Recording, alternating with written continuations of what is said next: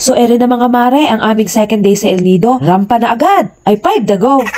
Buti na laang at ang nakuha namin mga maring hotel dini sa town proper ay malapit sa daungan ng mga mag-island hopping. Dini nga pala mga mare ay pwede kang hindi magpa-book ahead ng island tour kung gusto mo na makatipid. Kasi pwede ka dini mambarat sa mga tour guide. Ay hoy, maawa ka naman, naghahanap buhay din yan. Pero pera biro mga mare, dini ang daming agencying pwedeng pagpilian. Nako, makamenos ka. Ay, kuripot.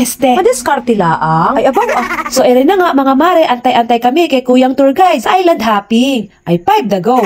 Mga mare, dini nga pala si El Nido sa sobrang dami ng magandang tourist spot ay mayroon dining tour A, B, C at D. Mamili ka na kung anong gusto mo. Ay ako nga hirap na hirap mamili. Parang nung ako'y dalaga pa. Hirap na hirap ng mamili ng asagutin. Ay hoy! Pero mga mare, ang bestseller daw dini ay ang tour A. Kaya doon na lang kami. Ay abaw ah. Paano? Yun ang pinakamura. 900 laang ang isa. Ay kaya naman pala, kainaman ka ay.